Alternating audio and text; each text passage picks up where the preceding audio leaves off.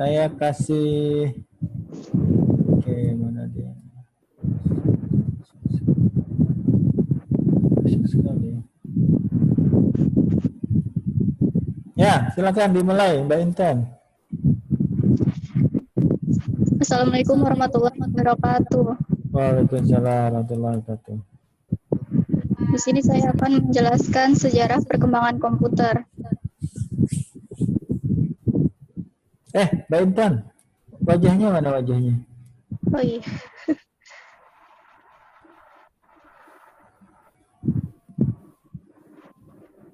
Ya, oke.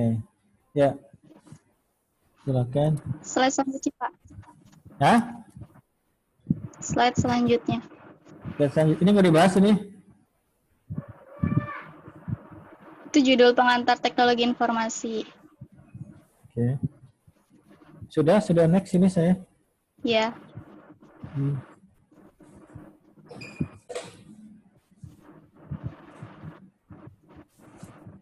Ya, mulai. Di sini komputer didefinisikan sebagai seperangkat alat elektronik yang menghubungkan komponen satu dengan yang lainnya, sehingga menghasilkan informasi yang sebelumnya telah diolah terlebih dahulu. Fungsi komputer di sini itu yang paling utama adalah melakukan pemrosesan berbagai macam data dan informasi. Next, Pak. Next, oke. Pak, nggak jalan presentasinya. Pak, presentasinya nggak jalan, Pak, di saya, Pak. Iya, Pak, sama, Pak. Sama, Pak. Saya juga enggak, Pak. Sebentar. Share screen. Sekarang bagaimana sekarang? Ada, Pak. Udah, Pak, ada. Pak. Ya, lanjut Mbak, siapa tadi? Manfaat komputer itu dapat mempermudah pekerjaan manusia sebagai sarana penunjang pendidikan, sebagai media untuk mencari informasi, sebagai media komunikasi, sebagai lahan usaha, sebagai alat kendali atau kontrol, sebagai media hiburan. Next, Ya. Pak. Udah.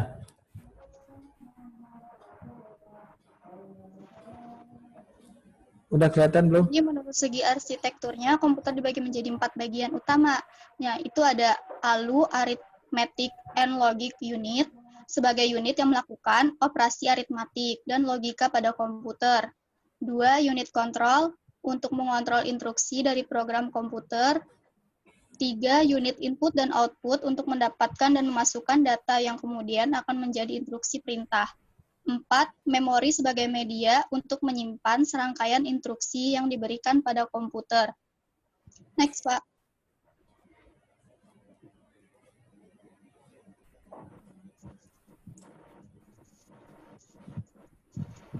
Ya, Sejarah perkembangan komputer mengalami pembaharuan dari tahun ke tahun, yang mana pertama kali muncul belum terlihat seperti saat ini yang Anda gunakan, melainkan benar-benar seperti mesin penghitung.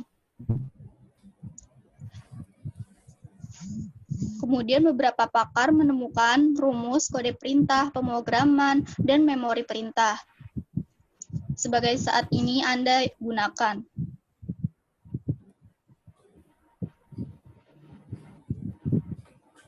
Next, Pak. Ya.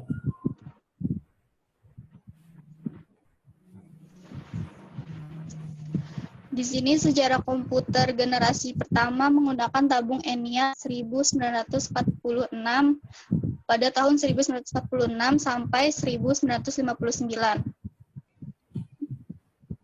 Tabung vakum ENIAC ini diciptakan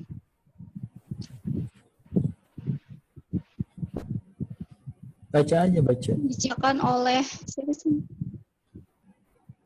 tahun 1946 merupakan tahun diciptakan komputer generasi pertama dengan menggunakan tabung vakum sebagai komponen dasar pembuatan. Beratnya 30 ton, tabung yang digunakan sebagai komponen dasar ini memang dikenal tidak efisien di beberapa aspek karena cepat sekali panas ketika dipakai. Generasi pertama ini masih menggunakan bahasa mesin yang hanya bisa dimengerti oleh komputer itu sendiri.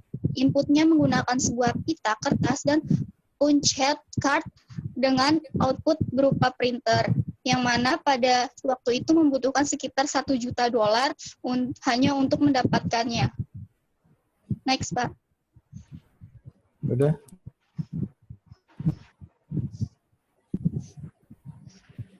Di sini ada ciri-ciri komputer dari generasi pertama, yaitu komponen yang digunakan adalah tabung, hampa udara,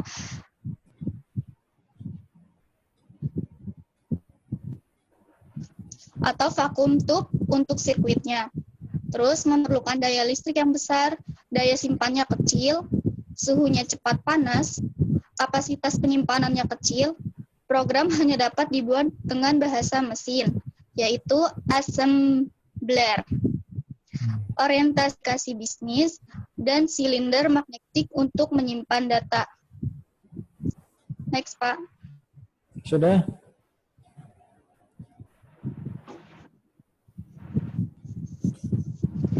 Yang kedua, sejarah komputer generasi kedua menggunakan transistor tahun 1959 sampai 1965. Pada generasi ini, komputer sudah menggunakan transistor sebagai prosesornya dan mulai digunakan pada tahun 1956. Penemu transistor tersebut adalah 3 orang fisikawan asal Amerika, yaitu Walter Hauser, Bradley, John Barden, William Branford pada tahun 1949. Pada generasi ini, komputer sudah menggunakan bahasa assembly. Bahasa assembly adalah bahasa yang menggunakan singkatan-singkatan untuk menggantikan kode biner. Pada tahun 1965, hampir seluruh bisnis-bisnis besar menggunakan komputer generasi kedua untuk memproses informasi keuangan. Next, Pak.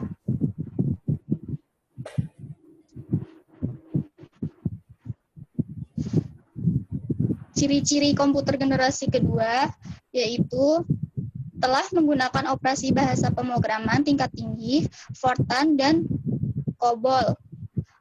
Yang kedua itu kapasitas memori utama menggunakan magnetic core storage. Yang ketiga menggunakan simpanan eksternal seperti magnetic tape dan magnetic disk. Yang kelima mampu memproses secara real time dan juga real sharing. Kinerjanya lebih cepat, daya listriknya lebih kecil, menggunakan teknologi sirkuit berupa transistor dan diode untuk menggantikan tabung vakum. Ukuran fisiknya sudah lebih kecil dibandingkan komputer generasi pertama. Orientasi program tidak hanya tertuju pada aplikasi bisnis, tetapi juga aplikasi teknik. Next, Pak.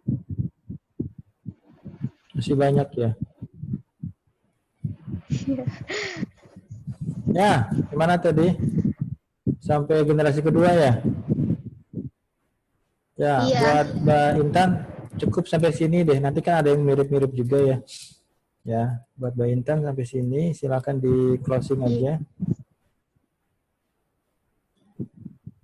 Ditutup Mbak Intan. Sekian dari saya. Terima kasih. Wassalamualaikum warahmatullahi wabarakatuh. Waalaikumsalam warahmatullahi wabarakatuh. Anginnya kencang ya Mbak Intan ya. Ya, makasih Mbak Intan sudah selesai satu ya. Kayaknya kan ada 16 slide ya. Kita nggak usah semuanya. Nanti sebagian juga kan ada yang bahas tema yang sama ya. Jadi nanti beberapa slide aja kita bahas. Ya, Mbak Intan berarti sudah selesai. Mbak Intan Nur Azizah ya. Terima kasih. Kita lanjut ke pemateri berikutnya. Kita ketemu sama Mas Kevin Nurul Mubin. Ya, udah siap, Mas? Udah, Pak. Sebentar. Saya cari dulu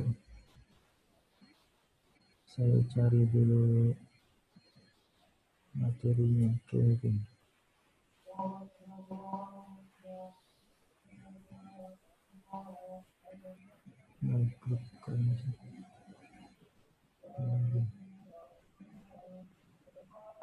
Kevin, oke, Mas Kevin smartphone ya. Ya, Pak. Bentar, saya cariin dulu. Ya, mana dia? Ya. Oke, nanti nggak semua juga dibahas ya. Awal-awalnya aja. Apa tuh, Pak? Ya. Nanti videonya diaktifkan ya. Sebentar. Ya, udah, Pak. Ya, saya buka PPT dulu. Oke. Ada 13 halaman. Ya, oke. Kita share dulu. Share screen. Share screen. Oke. Sebentar. Ya, saya slideshow. Ya, silakan Mas Kevin. Assalamualaikum warahmatullahi wabarakatuh. Waalaikumsalam. Perkenalkan, nama saya Kevin akan mempresentasikan sejarah perkembangan smartphone.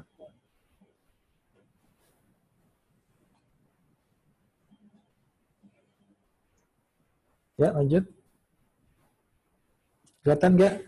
Perkembangan smartphone. Smartphone bukan Lanjut. menjadi barang asing di zaman ini.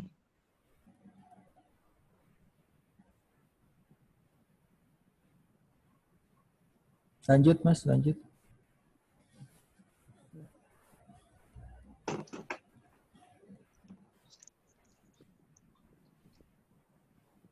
Smartphone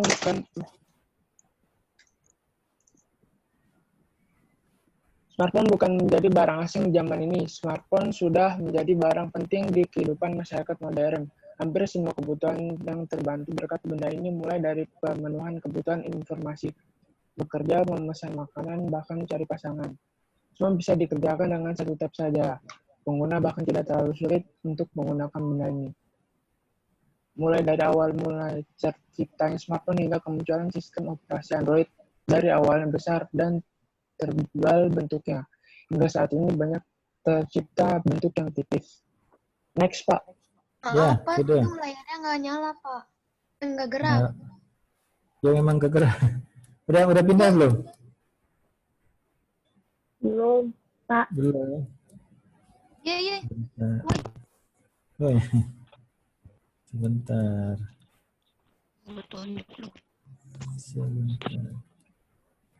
Ya. Ya, Mas Kevin. Sekarang ada nggak? Ada, Pak. Ada, Pak. Ya, silakan lanjut. Manfaat dalam pembahasan ini, 1. Agar lebih mengetahui smartphone dalam perkembangannya. 2. Dapat lebih mengetahui seperti apakah smartphone pada awal diciptakan. 3. Lebih mengenal apa sajakah perubahan-perubahan smartphone dari awal diciptakan. Ya. Sejarah smartphone dari masa ke masa. Pertumbuhan permintaan akan alat canggih yang mudah dibawa kemana-mana membuat kemajuan besar dalam pemroses ingatan layar dan sistem operasi yang di luar. Dari jalur telepon genggam sejak beberapa tahun ini, inilah sejarah smartphone dari tahun ke tahun. Oke. 1. Simon.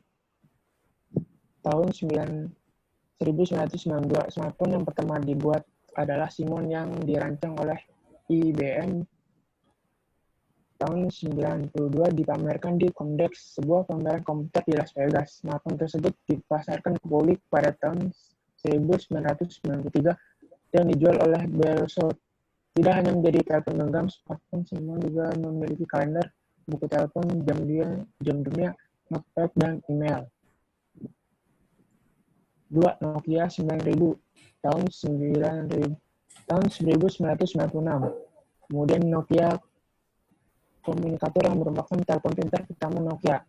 Dimulai dengan Nokia 9000 pada tahun 96, smartphone ini merupakan hasil dari usaha penggabungan model PDA buatan Hewlett Packard yang sukses dan mahal dengan telepon Nokia yang laris pada waktu itu. Generasi selanjutnya adalah Nokia 9210, merupakan komunikator berlayar warna pertama dan juga menggunakan smartphone sejati dan menggunakan sistem operasi. 3. Plan Australia tahun 2001. Pada tahun ini, Handspring mengeluarkan telepon pintar Palm Australia dengan papan ketik penuh digabung dengan jelajah jaring tanpa kabel, surel, kalender, dan pengatur daftar nama. Dengan aplikasi pihak ketiga yang dapat diunduh yang diselaraskan dengan komputer. 4. RIM BlackBerry tahun 2002. Di tahun inilah RIM mengeluarkan BlackBerry pertama yang merupakan telepon pintar pertama dengan menggunakan surel tanpa kabel yang maksimal, dan penggunanya telah mencapai 8 juta sampai Juni 2007. 75% pemakainya berada di Amerika Selatan. 5. Nokia seri N 2005. Di tahun inilah Nokia menerbitkan seri N, telepon pintar 3G yang dijual bukan sebagai telepon genggam seperti produk Nokia sebelumnya, tetapi sebagai komputer multimedia. Android 2008.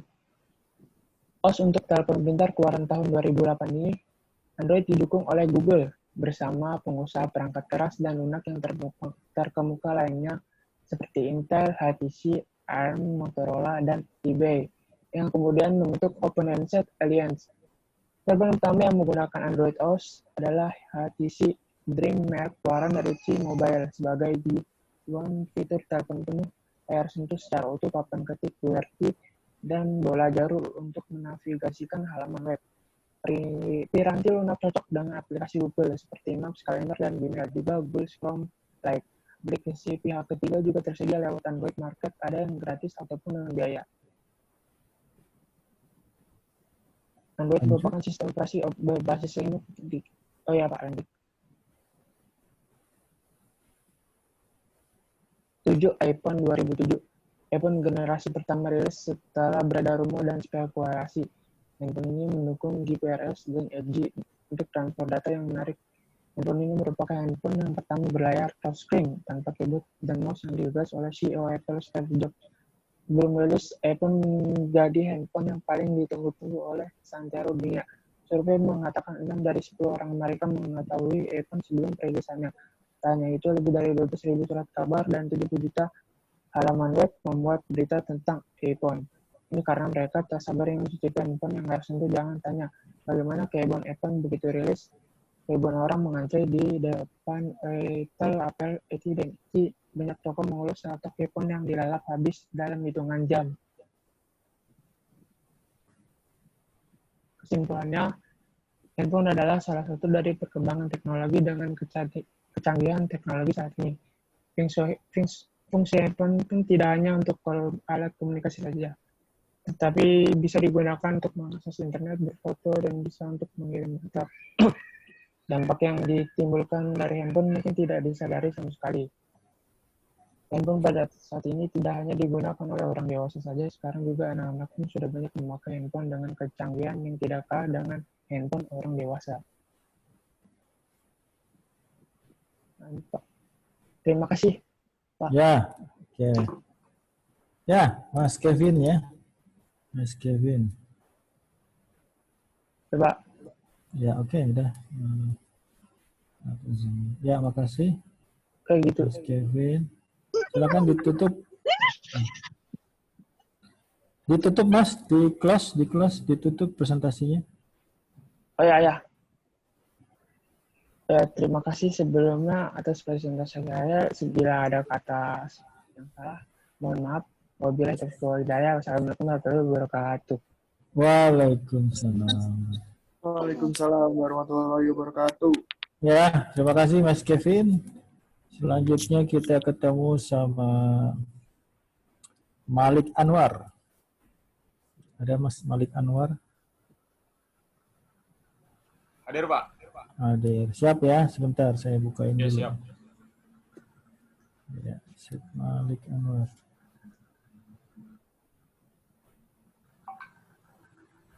Malik. Oke, Malik. Open source ya. Ya, siap, Pak. Bentar, saya download dulu.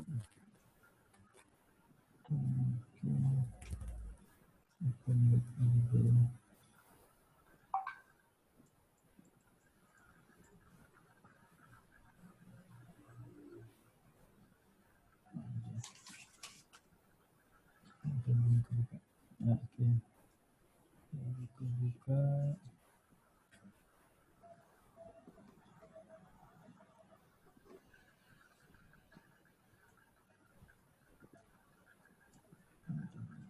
Oke. 12 halaman ya, sedengan aja. Ya, coba kita share dulu. Share screen. Udah kelihatan, Mas? Ya, sudah Pak. Ya, selesai. Ya, silakan dimulai. Assalamualaikum warahmatullahi wabarakatuh. Nama saya Malik Anwar. Di sini saya akan mempresentasikan tentang konsep open source. Sebelum memahami lebih jauh apa itu open source, komputer biasanya terdapat sistem operasi dan software yang diinstal agar sebuah komputer dapat digunakan dengan baik. Nah, software ini pasti ada yang membuat dan mendistribusikannya. Sehingga dalam dunia software ini sangat penting sekali dengan yang namanya lisensi. Nah, lisensi ini digunakan untuk melindungi hak cipta dari software tersebut, sehingga karya seorang lebih dihargai. Untuk mendapatkan lisensi sebuah software, ada dua cara. Yang pertama berbayar, dan yang kedua tidak berbayar. Contoh dari lisensi yang berbayar, yaitu sistem operasi Windows. Dan contoh dari sistem operasi yang tidak berbayar, yaitu open source. Macam-macam lisensi software tidak berbayar. Tadi selain open source itu ada freeware, shareware, hardware, dan open source tadi. Pengertian open source. Open source merupakan sebuah label atau lisensi pengembangan yang pengolahannya tidak dikoordinasi serta dikontrol oleh seorang individu atau sebuah lembaga pusat saja. Melainkan open source dikoordinasi oleh pengguna yang saling bekerja sama dalam penggunaan source code yang tersedia bebas dan dapat diakses maupun dimodifikasi oleh siapapun. Bapak, Ya, presentasinya nggak jalan. sebentar. Kita share lagi.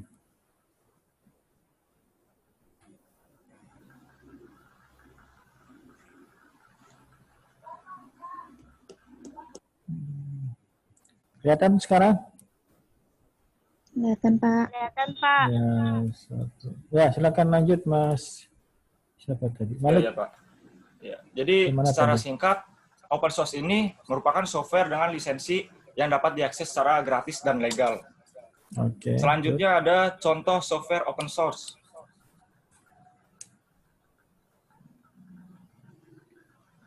Contoh software open source, sistem operasi berlisensi open source, yaitu Unix, Linux, dan berbagai macam turunannya. Linux sendiri memiliki beberapa varian, seperti Slackware, Debian, SUSE, dan Red Hat. SUSE Dan Red Hat. Sedangkan sistem operasi berbayar, contohnya Microsoft Windows dan macOS. Macam-macam software grafis berlisensi open source, ada GEMP, Inkscape, Abisex, Glimse, dan Digicam. Sedangkan perangkat lunak jenis ini yang berbayar ada Adobe Photoshop dan CorelDRAW. Oke. Macam-macam software pengolah kata berlisensi open source. Ada LibreOffice dan OpenOffice. Sedangkan yang berbayar ada Microsoft Office. Ya. Selanjutnya jenis sistem operasi.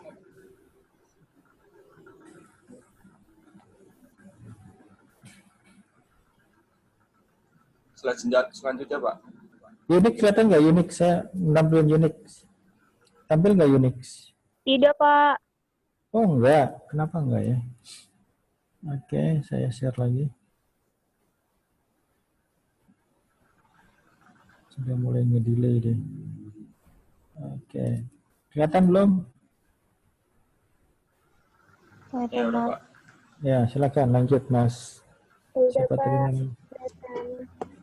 Ya, Mas. Ya, Siapa namanya? jenis Lupa. sistem operasi yang pertama ada Unix, termasuk sistem operasi yang paling awal ada untuk komputer, merupakan induk dari sistem operasi Linux. Unix ini adalah sebuah sistem operasi komputer yang diawali dari Project Multics atau Multiple Information and Computing Service pada tahun 1965. Oke.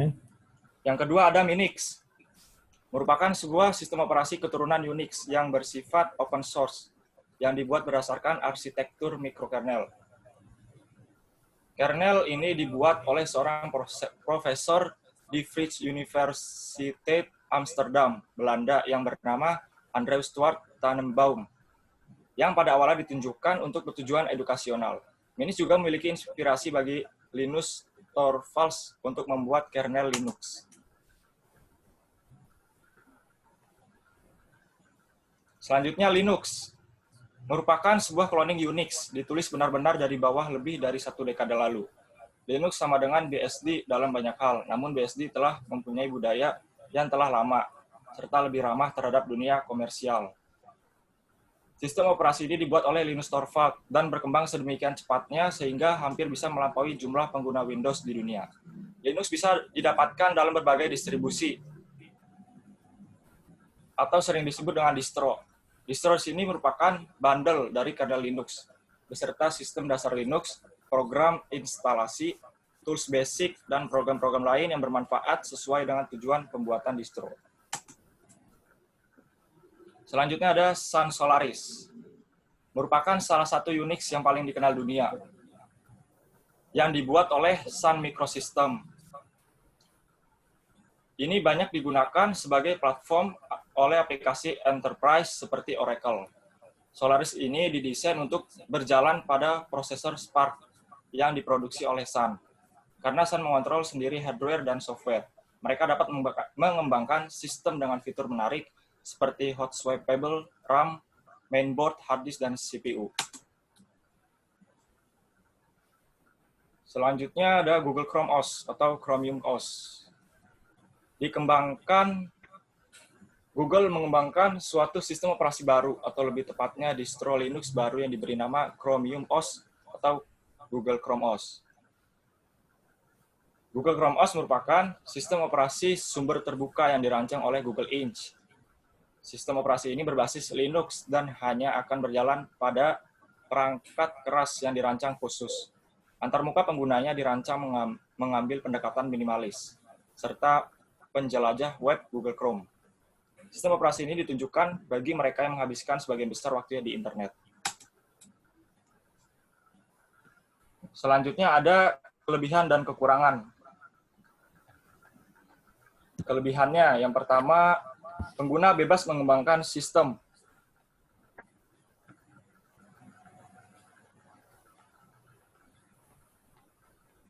Ya, yang pertama, pengguna bebas mengembangkan sistem. Artinya, open source ini memungkinkan pengguna untuk mempelajari kode sumber dari suatu perangkat lunak. Open source juga membebaskan penggunanya untuk berkreasi sebebas-bebasnya dalam halnya melihat dalam memahami kode sumbernya. Yang kedua ada legal atau tidak melanggar hak cipta. Jika memakai perangkat lunak yang berbayar, lalu kemudian memodifikasinya dan mendistribusikannya, maka hal itu dianggap ilegal oleh pihak pengembang. Akan tetapi, open source ini, jika kita memodifikasi atau mendistribusikannya, sah-sah saja bila kita melakukannya, atau legal artinya. Yang ketiga tidak ada versi bajakan. Karena semua pengguna bebas menggunakan dan memodifikasi perangkat lunak berlisensi open source. Artinya semua versi open source ini asli, tidak ada bajakan, karena semua orang dapat memodifikasinya secara gratis dan dibagikan secara gratis pula. Kekurangan dari open source. Yang pertama, tidak punya dukungan dana dan pemasaran. Berbeda dengan software berbayar yang didukung dana serta pemasaran dari pihak perusahaan. Software berlisensi open source tak punya dukungan tersebut, atau hampir tidak punya jika tidak ingin dikatakan tidak sama sekali. Yang kedua, kurang familiar. Software atau sistem operasi berlisensi open source ini terlalu asing dan akhirnya hanya sedikit orang yang mengetahui dan menggunakannya. Selain itu, tampilan pada software berlisensi open source ini bisa jadi berbeda dengan perangkat lunak berbayar yang banyak digunakan oleh masyarakat, sehingga penggunanya harus memahaminya dengan cara otodidak. Thank you. Ya, terima kasih. Ya. Mohon maaf bila ada kekurangan. Ya, makasih. Mas, silakan di closing, silakan ditutup. Wassalamualaikum warahmatullahi wabarakatuh. Waalaikumsalam. Namanya siapa? Warahmatullahi wabarakatuh. Malik Anwar ya dari CA. Ya, nanti Anda ingat-ingat presentasinya Mas Malik Anwar karena nanti di di UTS-nya akan saya keluarkan satu soal tentang open source ya. Tadi sudah lumayan lengkap pembahasan Mas Malik ya tentang open source ya. Jadi open source bukan berarti gratis ya, ada juga open source yang berbayar ya.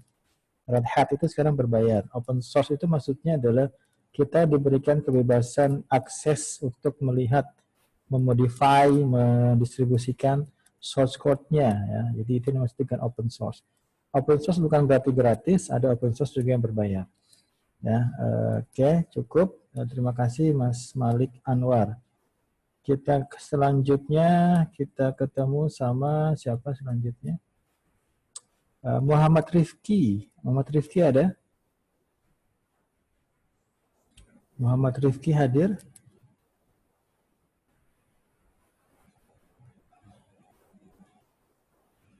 Muhammad Rifki ada? Muhammad Rifki? Coba kita lihat. Rifki, Muhammad. Tidak ada ya? Muhammad Rifki tidak ada. Kita lanjut aja. Kita lanjut ke Musdalifah. Ada Musdalifah? Ada, Pak. Ada. Sebentar. Mbak Musdalifah. Sebentar saya ambil dulu materinya. Mana dia? Oke.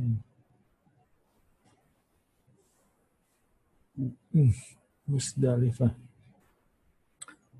Android ya? Perkembangan Android ya? Iya, Pak. Sebentar, saya download dulu. Ya, berapa halaman, berapa slide? Jangan banyak-banyak. 12. Sedanglah 12. Ya, silakan diaktifkan wajahnya.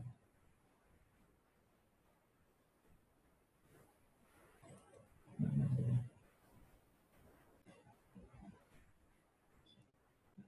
Musdalifah. Belum naik ya. Oke, ya.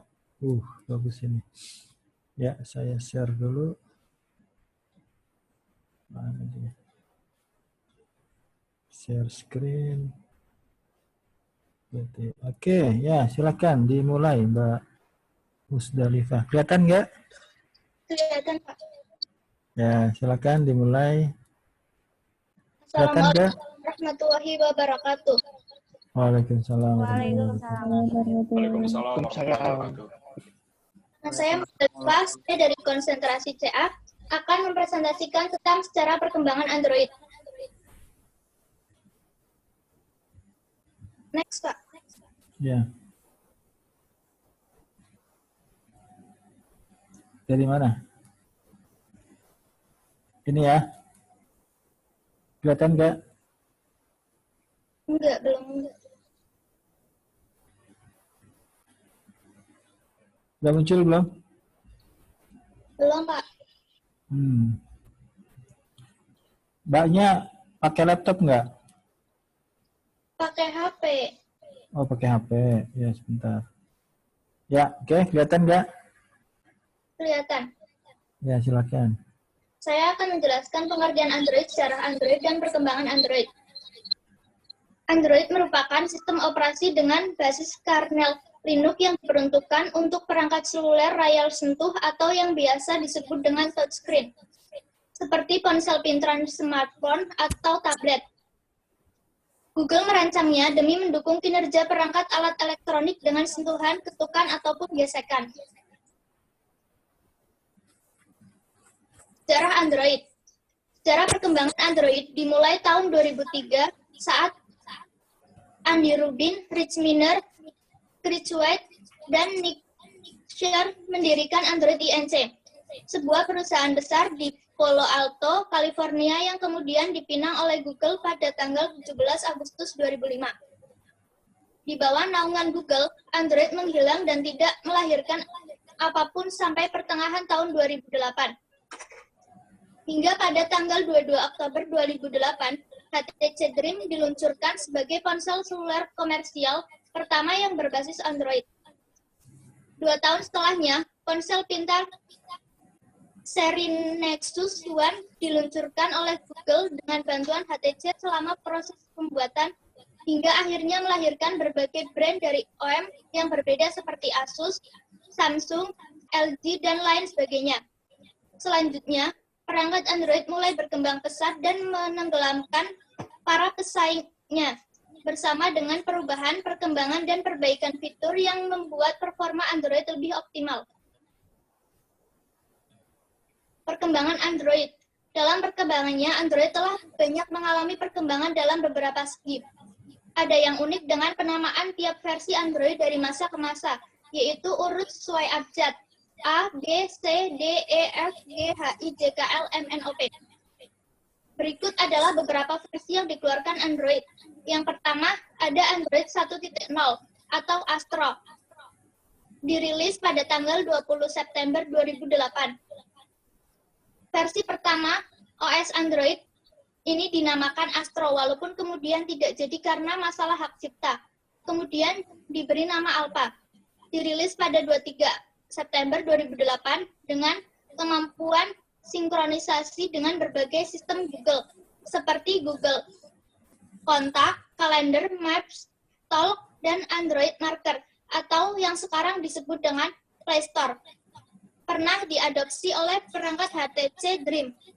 Yang kedua ada Android 1.1 atau disebut Bender. Dirilis pada Februari 2009.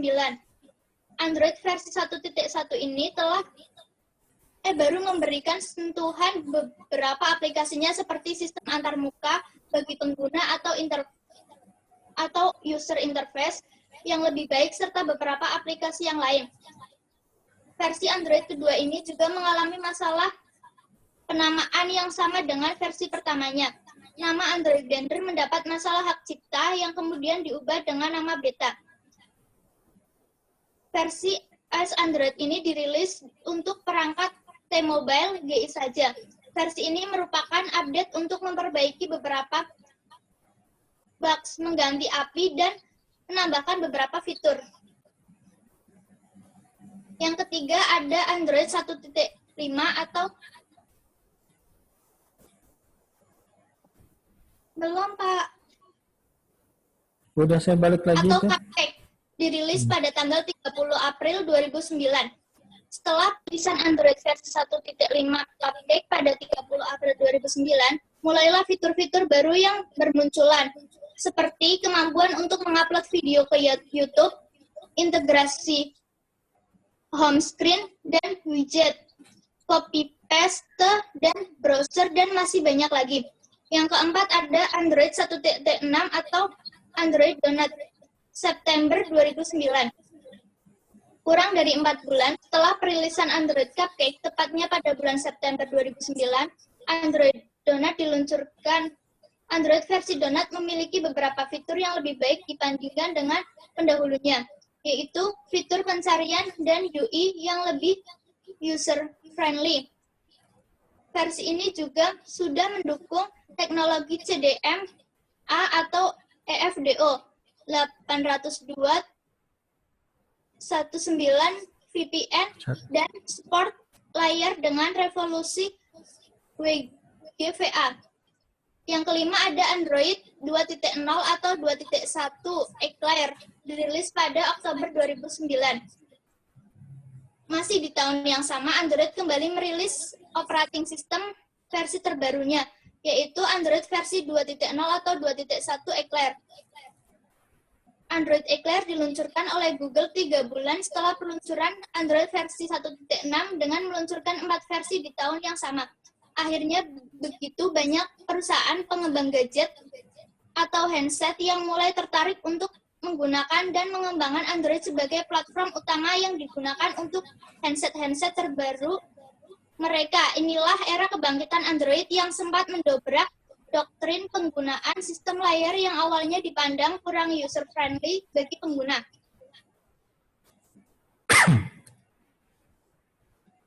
Next, Pak. Sudah. 6 ada Android 2.0 atau Froyo Frozen Yogurt. dirilis pada 20 Mei 2010. Butuh 2 bulan bagi Google untuk melakukan regenerasi dari Android Eclair versi sebelumnya ke versi Froyo Frozen Yogurt.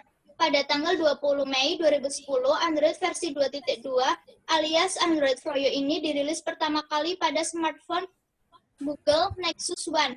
Sistem operasi dengan julukan Froyo ini melakukan beberapa update dan juga pembentukan seputar aplikasi serta tampilannya. Keinginan untuk bisa menempatkan sebuah kartu ekspansi berbentuk slot micro SD, aplikasi serta tampilannya micro SD berkapasitas besar sudah bisa diwujudkan oleh OS versi ini. Selain itu, diluncurkan support terhadap Adobe Flash Player 10.1. Yang ketujuh, ada Android versi 2.3 sampai 2.3.7 atau disebut Gingerbread, dirilis 6 Desember 2010. 7 bulan setelah kemunculan Android Froyo, Google kembali merilis Android versi 2.3 yang dikenal dengan nama Android Gingerbread. Dari segi tampilannya, Android Gingerbread jauh lebih atraktif dan mampu mendukung fitur dual kamera untuk melakukan video call. Gak cuma itu, Gingerbread juga mulai fokus kepada kemampuan untuk aplikasi permainan berbasis mobil Android. Hingga ini, Android Gingerbread merupakan versi Android yang memiliki pengguna terbanyak dibandingkan dengan seri Android lain, yaitu mencapai 65% dari seluruh versi Android yang telah dirilis. Setelah itu, Android meresmikan peluncuran Android Gingerbread versi 2.3, 2.3.2, 2.3.3, 2.3.7 pada 6 Desember 2010. Pada versi ini telah dilakukan perbaikan antarmuka, hemat energi, support terhadap NFC, keyboard virtual, dan peningkatan fasilitas copy-paste. Masih banyak ya. Next. Udah sampai sini deh. Kamu jangan semuanya, nanti habis yang lain. Ya, Musdalifah, ditutup aja, di closing. Sekian presentasi dari saya. Terima kasih. Wassalamualaikum warahmatullahi wabarakatuh. Waalaikumsalam warahmatullahi wabarakatuh. Waalaikumsalam. Konsentrasinya apa, Mbak Musdalifah? CA, Pak. CA ya, kayak Mas siapa tadi, Malik Anwar ya. Dari mana ini? Aslinya? Dari Pekalongan. Pekalongan. Sekarang di mana?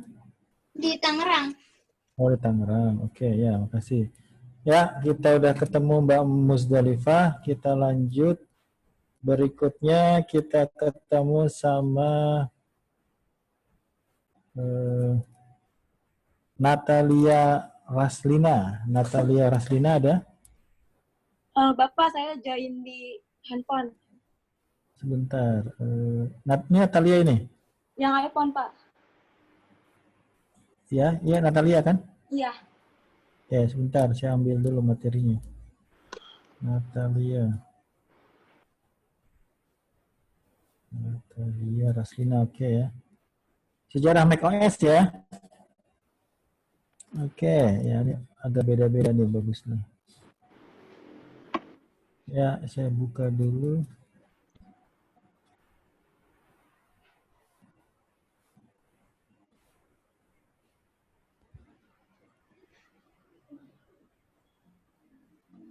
Ya, sebentar.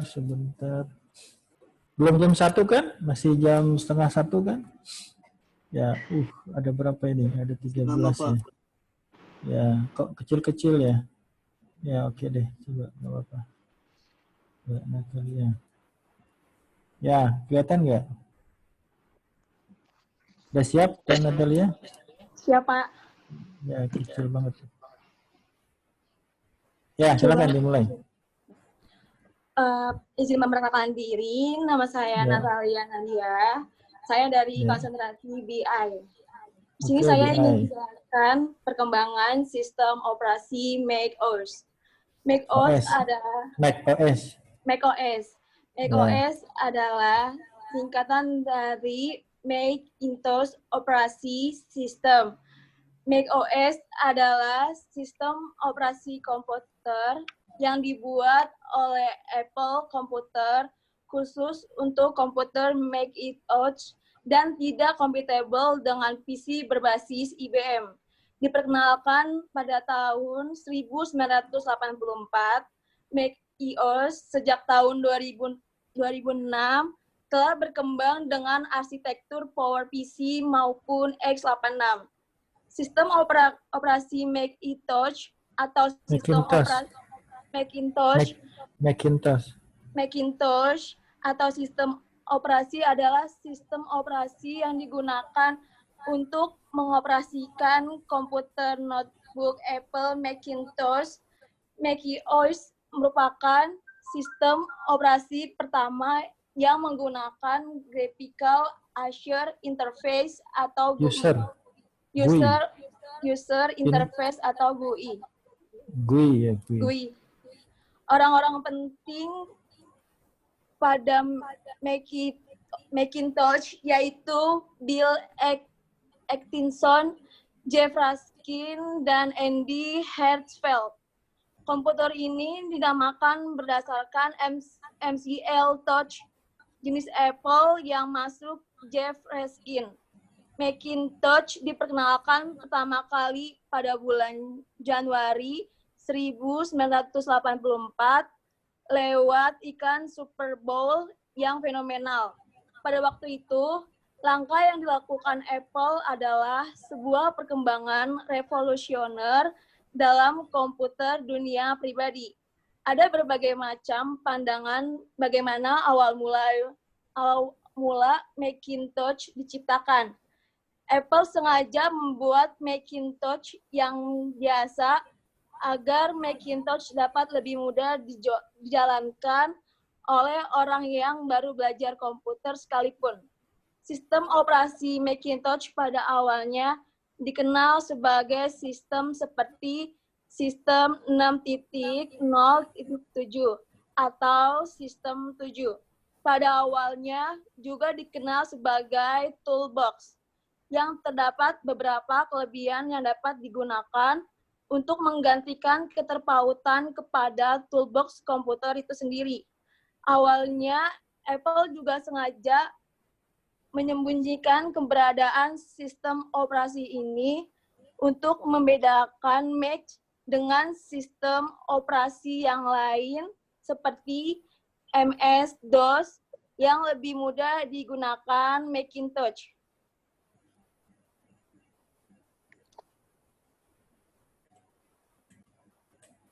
Ini ya? Iya, Pak.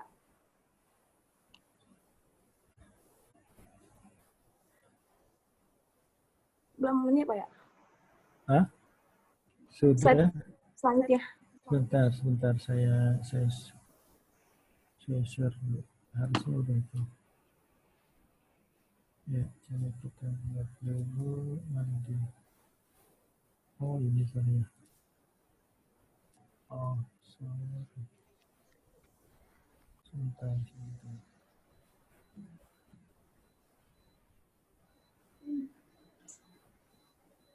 Ya, kelihatan nggak? Kelihatan, Pak. Sebentar, saya ya, oke, lanjut.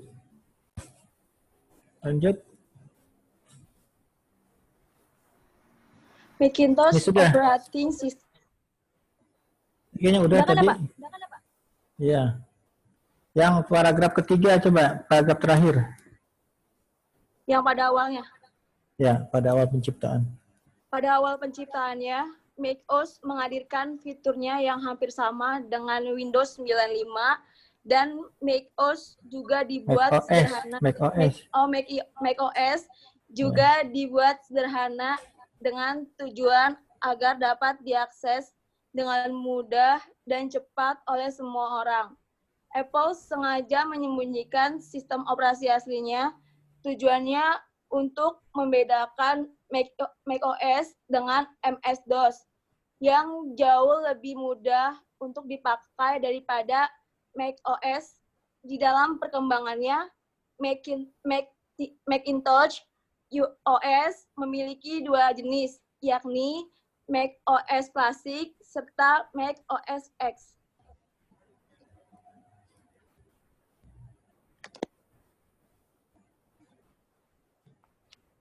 Ya, lanjut. Versi-versi. Belum ada, Pak. Sudah saya share? Udah ada belum? Belum ada. Oh, sekali hilang ya. Bentar, saya share lagi. Share lagi. Mana dia?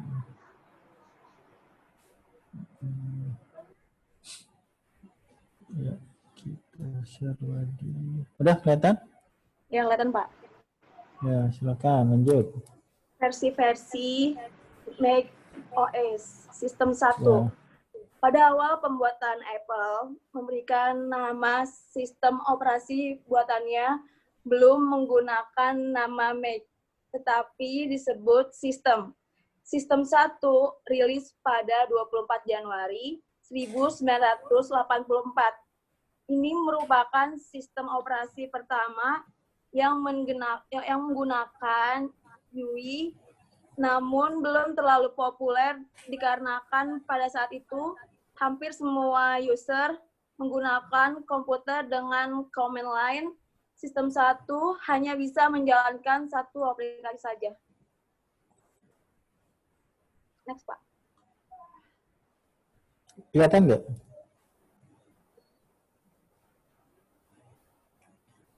Sistem 2 kelihatan nggak? Belum ada, Pak. Belum ada? Ya. Kok selalu hilang ya?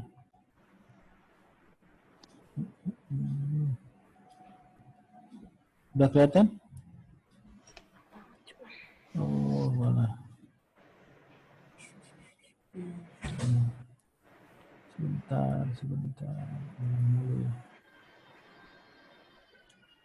Sudah kelihatan?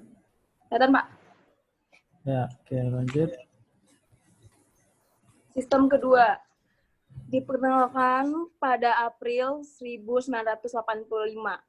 Sistem 2.0 sudah dilengkapi dengan Finder 4.1 dan Mini Finder yang memberikan kecepatan lebih ketika membuka aplikasi.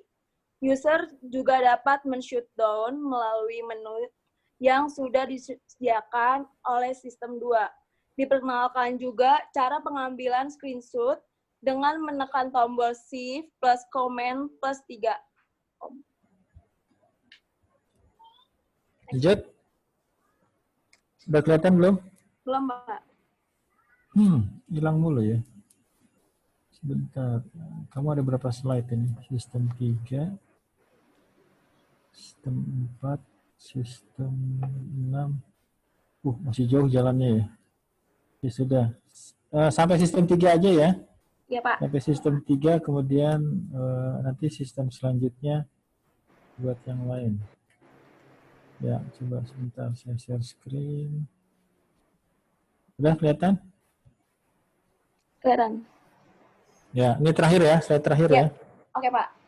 Ya. Sistem 3 dirilis pada bulan Januari 1986 dengan versi sistem 3.0. Pada 1 bulan berikutnya, dirilis kembali sistem 3.1. Pada Juni 1986, dirilis kembali versi Shed 3.2. Dan pada awal tahun 1987, dirilis kembali sistem 3.3.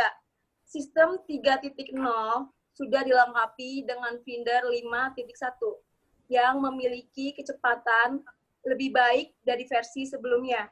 Sudah terdapat juga teknologi DiskCache yang berfungsi untuk menyimpan kegiatan yang sering digunakan oleh memori. Ya, ditutup, di closing. Sekian dari presentasi saya. Bila ada kata-kata yang kurang berkenan, mohon dimaafkan. Terima kasih. Terima kasih Mbak Natali. Iya, Pak. Pak. Ya, oke, udah selesai ya. Sudah beres presentasinya. Terima kasih. Gratis. Ya, kita lanjut. Ya, kita lanjut. Berikutnya siapa? Sebentar. Oh, ini kali tadi gara-garanya. Ada 2. Ya, lanjutnya kita ketemu sama mana dia? Oke, selanjutnya Rahmah Yunisah. Ada Rahmah Yunisah? Ada, Pak. Ada ya, sebentar saya. Mbak Rahmah mau presentasi dari laptop sendiri apa Enggak, Kak. dari saya? Ya, oke, Rahmah Yunisa. Oke. Perkembangan smartphone ya. Iya, sejarah. Oke. Sebentar. Berdengung ininya suaranya.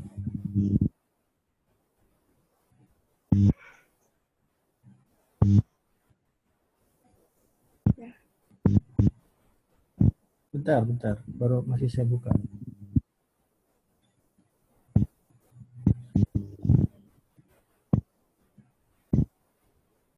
Oh, ada 6 ya. Oke, nggak terlalu banyak. Ya, sudah siap Mbak Rahmah? Oke, kita share.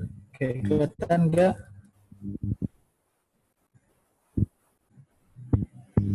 Kelihatan nggak? Ada. Kelihatan nggak? Kelihatan Pak, kelihatan. Kelihatan, Pak. Mbak Rahmanya kelihatan nggak? Ya, Pak, kelihatan. Ya, silakan dimulai. Yes. Suaranya kurang keras. Pakai headset nggak? Enggak, Pak. Ya. Ya, silakan dimulai. Sejarah perkembangan smartphone. Suaranya nggak ada, Pak. Iya, suaranya nggak ada. Oh, nggak. Mbak Rahmah suaranya ada dan tiada. Ada headset nggak? Pakai headset deh. Halo.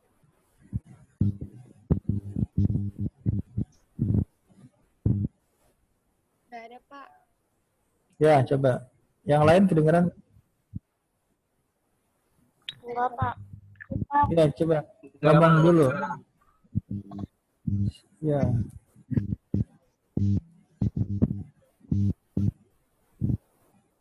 Coba bicara yang agak keras aja, ngomongnya agak keras. Ini nggak ada suaranya, Pak. Nah, ada itu ada. Ada suaranya. Ayo lanjut. Udah. Ya. Zaman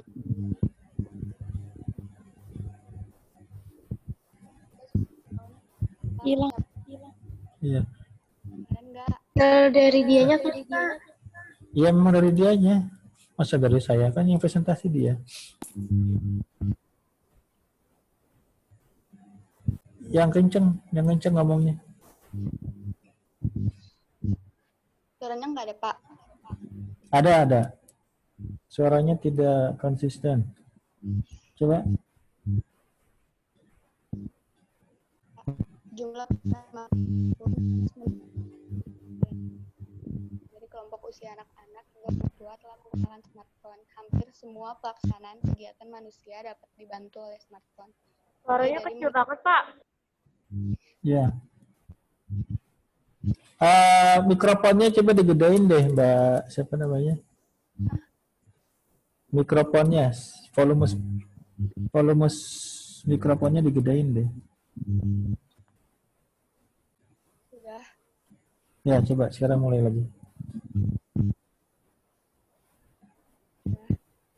Ya, coba bicara lagi. Kebanyakan orang mengartikan smartphone sebagai telepon genggam yang bekerja menggunakan seluruh perangkat lunak sistem operasi yang menyediakan hubungan standar dan mendasar bagi pengembang aplikasi sehingga mempunyai kemampuan dengan penggunaan dan fungsi yang menyerupai komputer. Terus berikut ini macam-macam smartphone dari tahun ke tahun. Di sini ada smartphone dari penciptaan Simon oleh IBM pada tahun 1992. Jadi dari situ kelihatan. Smartphone Simon juga memiliki kalender, buku telepon, jam dunia, notepad, email, kemudian mengirim dan menerima fax dan permainan. Selanjutnya. Ide yang ketiga, Pak. Saya ketiga. Ya, sudah nih. 1996. Ya, pada tahun 1996, kemudian perkembangan awal komunikator yang merupakan smartphone pertama buat perusahaan asal Finlandia tersebut. salah satu seri dari Nokia komunikator yaitu Nokia 9210 menjadi ponsel berlayar berwarna pertama dan juga merupakan smartphone sejati yang menggunakan sistem operasi. Slide keempat. Smartphone yang ada masih terus mengalami perkembangan pada tahun 2001. Dari mengeluarkan telepon pintar digabung dengan jelajah jejaring tanpa kabel, rel kalender dan pengatur daftar nama. Serta telah menggunakan dan atau diselaraskan dengan komputer. Terus pada tahun 2002, kami mengeluarkan BlackBerry pertama, yang merupakan telepon pintar pertama dengan menggunakan surel tanpa kabel yang terkenal. Di tahun yang bersamaan juga Microsoft mengumumkan Windows CA, komputer kantong OS, dinobatkan sebagai Microsoft Word Powered Smartphone 2002. Terus ini ada Android. Sistem operasi Android baru mulai lahir pada tahun 2008. Android didukung oleh Google bersama perusahaan yang tergabung di Open Handset Alliance. Sedangkan telepon pertama yang menggunakan Android OS adalah HTC Dream dengan fitur layar sentuh secara utuh, ketik QWERTY dan bola jalur untuk menavigasikan halaman web pada pertengahan tahun yang sama. Terus yang terakhir ada Apple atau iPhone, mempromosikan App Store yang dapat menyampaikan aplikasi smartphone yang dikembangkan oleh pihak ketiga langsung dari iPhone atau iPod, dengan WiFi atau jaringan seluler tanpa menggunakan komputer untuk mengunduh. Perkembangan smartphone diprediksi akan terus terjadi, didasarkan pada tingkat smartphone yang sangat meningkat tiap tahun. Udah, gitu aja, Pak. Sudah? Ya. Ya. Oke, ya sudah. Silakan di closing. Udah segitu aja presentasinya. Assalamualaikum warahmatullahi wabarakatuh. Waalaikumsalam Waalaikumsalam warahmatullahi wabarakatuh. Ya, itu dari audionya juga ya. Settingan audio. Siapa tadi? Rahmah. Ya, Pak Rahma Yunus. Ya, oke. Terima kasih Mbak siapa tadi? Mbak Rahmah. Ya, kita masih ada 3 lagi. Kita lanjut ke, kita masih ada berapa menit lagi? 13 menit lagi ya. Kita lanjut ke Risti Jariani. Ada nggak Risti? Hadir, Pak. Oke, Mbak Risti, sebentar saya ambil dulu. Risti, oke. Sejarah pengembangan komputer ya. Iya. Oke, kita si pagi di sana ya. Oke. Ya mungkin nggak semua kita bahas ya. Ada berapa slide Mbak Risti? 6, Pak. Oh 6, sudah banyak. Sebentar saya buka dulu.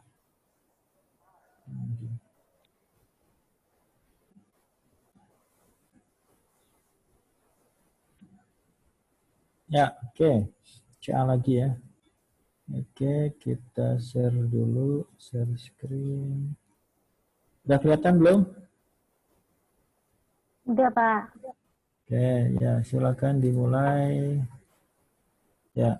Selamat siang, nama saya Risti Jariani dari kelas PA. Videonya mana videonya? Nggak bisa, Pak. Ini gelap, macet. Di mana gelapnya?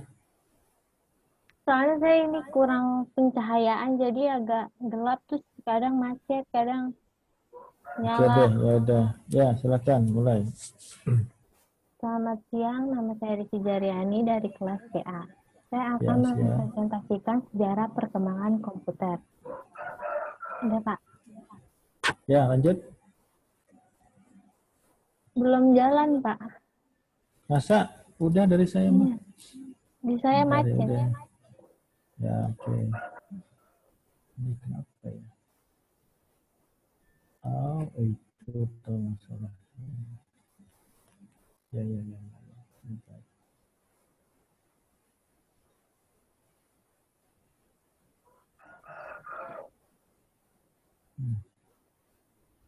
Sebentar, saya share. Kelihatan nggak? Sudah, Pak. Ini Ya, silakan. ini yang ya, udah Pak. Ya, Perkembangan komputer dari generasi ke generasi. Yang pertama, komputer generasi pertama dari tahun 1946 sampai 1959 dengan menggunakan tabung vakum. Komputer generasi pertama dibuat pada tahun 1946 silam yang menggunakan media tabung vakum. Komponen dasarnya yaitu komponen dasar tabung vakum sendiri merupakan sumber material yang sangat cepat mengantarkan panas, sehingga ini dinilai kurang efektif jika digunakan pada masa sekarang.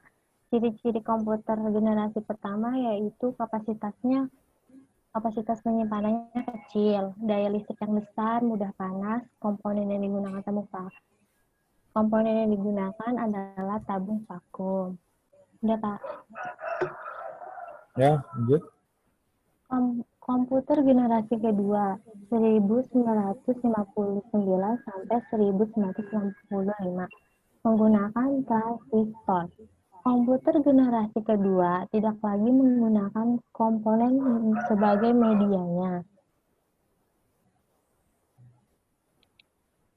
Ya, lanjut. melainkan teknologi transistor. Transistor sendiri memiliki ukuran yang cenderung lebih kecil serta tidak menghasilkan panas yang berlebih.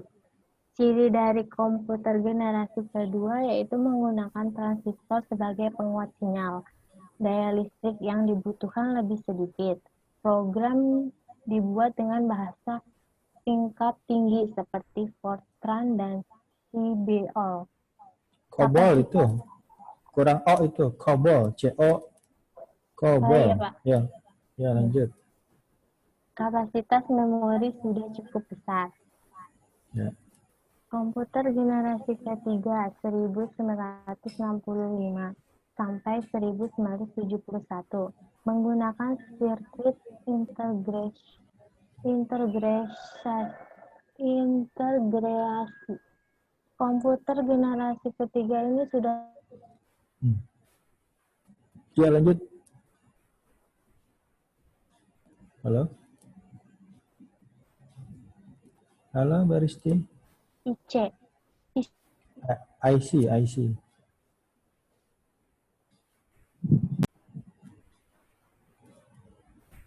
Lanjut, Mbak Risti. Kemana Mbak Risti ini? Halo, Mbak Risti. Hilang ya?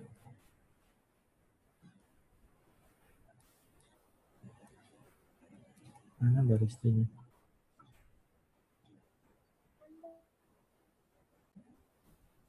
Suaranya hilang, Mbak Risti.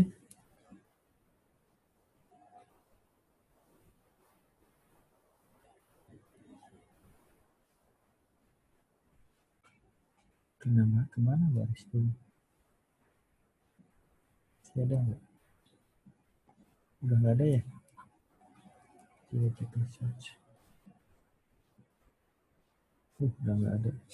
Ya, mungkin terputus. Ya, cukup lah. Ya, oke. Itu Mbak Risti tadi. Kita lanjut ke berikutnya. Berikutnya itu adalah Safa ya. Safa. Ya. Iya, Bapak hadir. Safa Tasya ya. Ya. Udah siap Safa? Udah, Pak. Oke, sebentar saya ambil dulu. Safa Tasya. Itu tuh. Ya, oke. Bentar ya, saya buka dulu ini. Safa.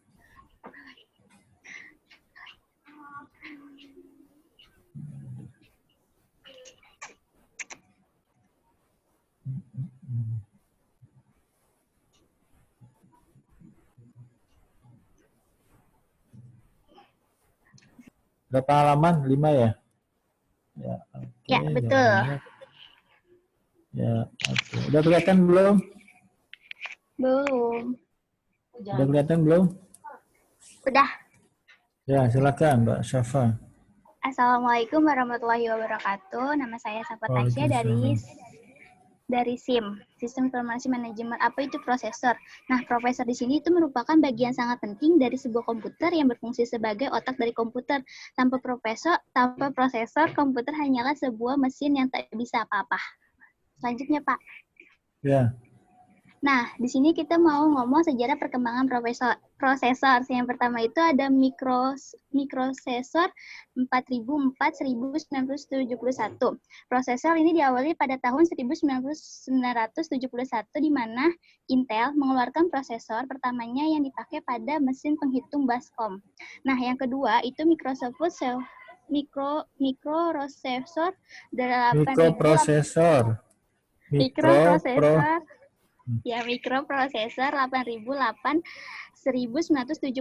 Pada tahun 1972 ini, Intel mengeluarkan mikroprosesor 8008 yang berkecepatan hitungan 2 kali lipat dari MP sebelumnya. MP ini adalah... Ya, MP itu mikroprosesor. Ya. Oh, oke.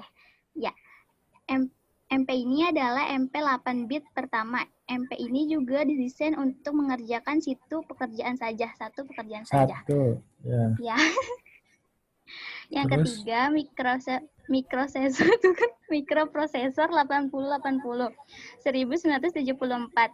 Pada tahun 1974, Intel kembali mengeluarkan MP terbaru dengan seri 8080. Pada seri ini, Intel melakukan perubahan dari MP multi-voltage menjadi triple voltage. Teknologi yang dipakai NMOS lebih cepat dari seri sebelumnya yang memakai teknologi.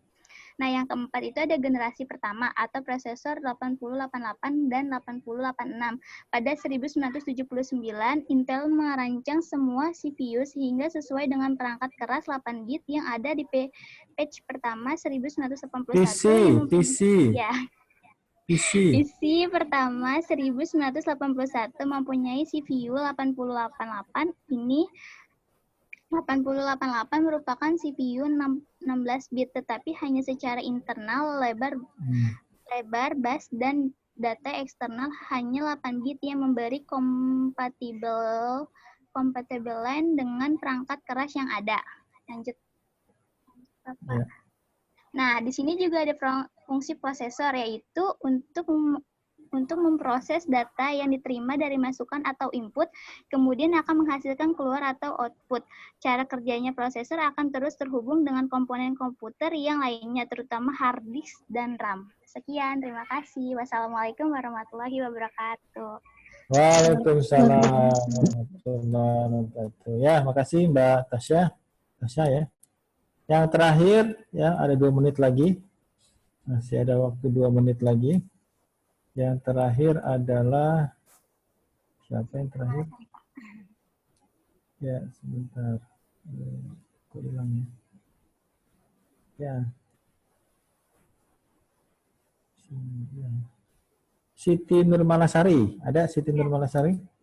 Sebentar. Ya. Kenapa? Ya, BI ini ya. Siti, sebentar saya buka dulu. Iya, Siti. Ini terakhir ya, terakhir hari ini ya, pas lah. 1 menit lagi ya. Tadi yang enggak 1 orang ya. Nanti saya cek aja. Ya, sebentar masih di open. Ya, oke. Ada 15 ya, 15 page. Nanti nggak usah semua lah ya, nggak semua dibahas. Sebentar, saya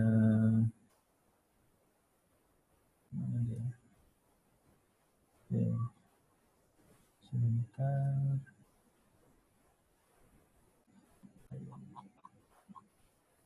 Ya, Mbak Risti nggak apa-apa, Mbak Risti. Sebentar. Udah kelihatan? Silakan dimulai Mbak Nurmalasari. Assalamualaikum warahmatullahi wabarakatuh. Waalaikumsalam. Nama saya Siti Nurmalasari. Di sini saya akan membahas tentang perkembangan sistem operasi Windows dari generasi ke generasi. Kelihatan nggak? Kelihatan, Pak. Ya. Maaf ini ketutupan sama ini, Pak. Apa sih namanya tuh?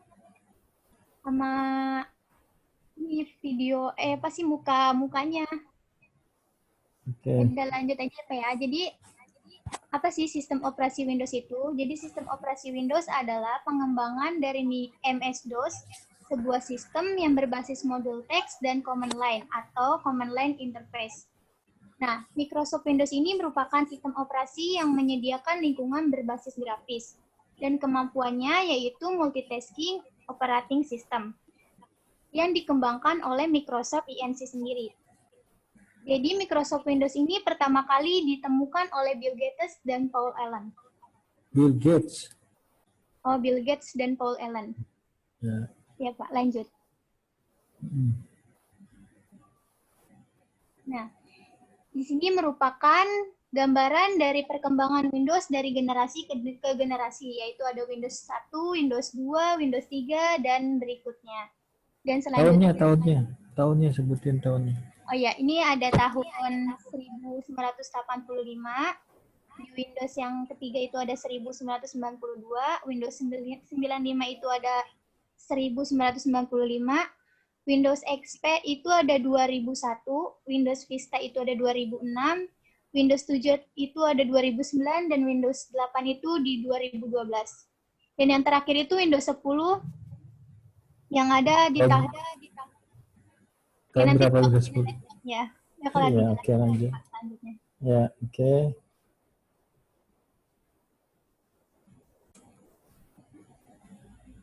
Nah, di sini saya akan menjelaskan macam-macam dari Windows itu sendiri. Yang pertama itu ada Windows 1.0. Ya, oke.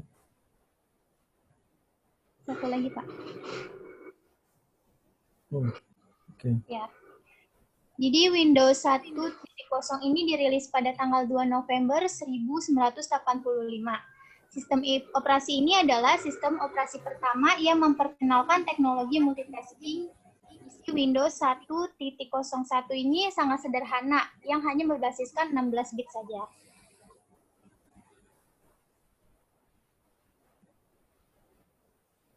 Nah, yang kedua ini ada Windows 2.10. Jadi Windows ini masih sama, hanya berbasis 16 bit saja. Windows ini hadir pada tanggal 9 Desember 1987. Sama dengan Windows 1, Windows 2 juga berjalan secara langsung di floppy disk.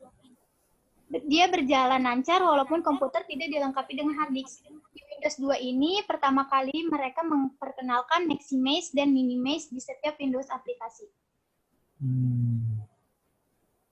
Oke, good. Dan yang ketiga itu ada Windows 3.0. Windows ini dirilis pada tanggal 22 Mei 1990. Windows 3.0 ini memiliki kemampuan dukungan kartu grafis FGA atau XGA. Dan juga icon. Microsoft ini menyediakan software development kit, sehingga para developer piranti lunak dapat mengembangkan aplikasi agar mampu berjalan di Windows yang ini. Dan yang selanjutnya itu di posisi keempat yaitu ada Windows 95. Jadi Windows ini adalah Windows yang dirilis pada tahun 1995, tepatnya pada tanggal 14 Agustus 1995. Berbagai fitur yang sangat inovatif diperkenalkan di Windows 95 ini, dari fitur menu Start yang dibuat untuk menggantikan program manager.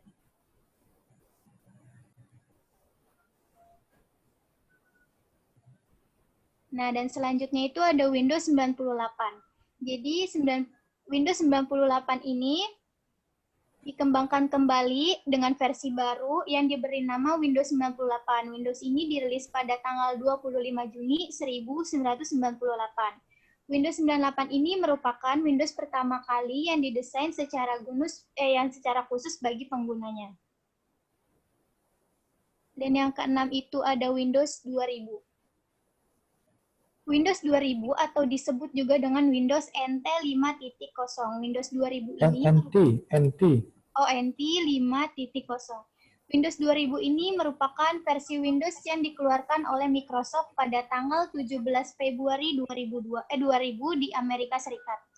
Berbagai macam fitur yang telah ditambahkan pada versi Windows ini, diantaranya yaitu dukungan Advanced Configuration Power Interface yang berfungsi sebagai penghemat daya, serta terminal service yang sudah terintegrasi.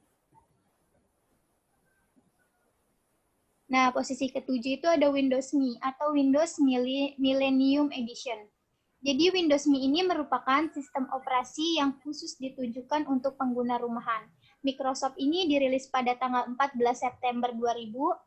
Pada versi ini, Microsoft membuang fitur Real DOS dan Active Directory, serta menambahkan fitur on-screen keyboard, automatic update, system restore, dan Windows Movie Maker. Movie Maker. Nah, yang ke-8 itu ada Windows XP. Pada tanggal 25 Oktober 2001, Microsoft ini akhirnya dirilis. Yang dirilis dengan kestabilan yang melebihi pendahulunya, serta memiliki efisiensi melebihi Windows Me. Windows XP ini memiliki interface atau tampilan yang cukup bagus pada masanya. Nah, yang ke-9 itu ada Windows Vista. Windows Vista itu diluncurkan pada Microsoft pada tanggal 8 November 2006 untuk pengguna pembisnis dan tanggal 2 Januari 2007 untuk pengguna rumahan. Fitur yang ditambahkan pada Windows Vista ini merupakan fitur yang bagus, di antaranya seperti fitur Aero atau Authentic, Energetic, Reflective, and Open, yang merupakan fitur interface atau tampilan yang baru.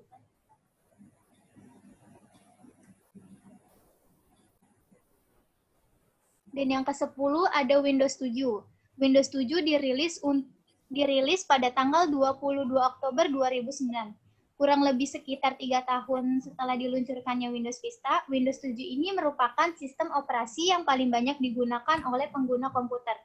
Windows ini lebih mementingkan pengembangan dasar Windows dengan tujuan agar Windows lebih kompatibel dengan software dan hardware baru.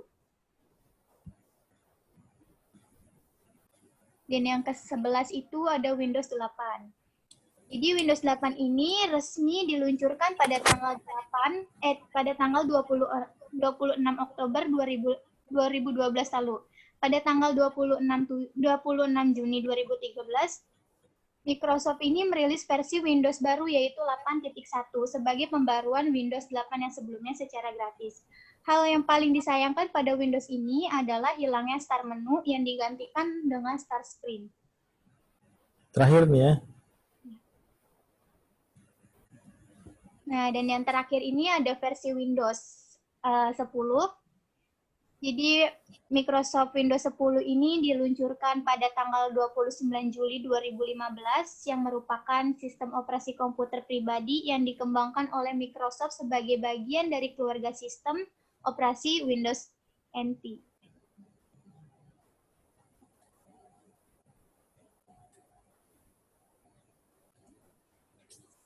Nah, jadi kesimpulannya adalah Microsoft Windows atau yang lebih dikenal dengan sebutan Microsoft Windows adalah keluarga sistem operasi yang dikembangkan oleh Microsoft dengan menggunakan antar pengguna grafis. Adapun pengembangan Windows dari generasi ke generasi yaitu Windows 1.10, Windows 2.0, Windows 2.0, Windows 3.0, Windows 95, Windows 98, Windows 2000, Windows Me, Windows XP, Windows Vista, Windows 7, Windows 8, dan yang terbaru adalah Windows 10. Ya. Terima kasih. Kurang dan lebihnya saya mohon maaf. Wabillahi taufiq wal hidayah. Wassalamualaikum warahmatullahi wabarakatuh. Waalaikumsalam warahmatullahi wabarakatuh. Ya, akhirnya selesai ya. Ada 9 ya, tadi ada 9 yang presentasi. Tadi yang enggak ada itu Muhammad Rifki ya, Muhammad Rifki yang apa namanya enggak ada. Ya, oke. Ya, jadi nanti UTS-nya itu juga akan mengambil materi-materi yang dari Anda presentasikan ya. Jadi siap-siap aja ya, nanti saya share lah yang bagus-bagus, saya kasih di LMS-nya ya. Jadi nanti materi UTS-nya ya, karena ini sebenarnya materinya banyak ya, jadi saya terbantu dengan presentasi Anda ya. Jadi Anda juga bisa lebih tahu dengan mencari sendiri.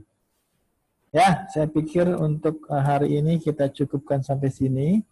Ya, tadi sudah banyak ya materinya, sudah bicara tentang open source, Android, macOS, ya, Windows, ya, perkembangan komputer secara keseluruhan, ya, sudah lumayan. Ya, jadi nanti minggu depan juga kita bahas, saya kasih materi tentang sistem operasi. Kemudian setengahnya lagi Anda akan ada materi ya. Jadi nanti saya random lagi 10 orang lagi minggu depan ya.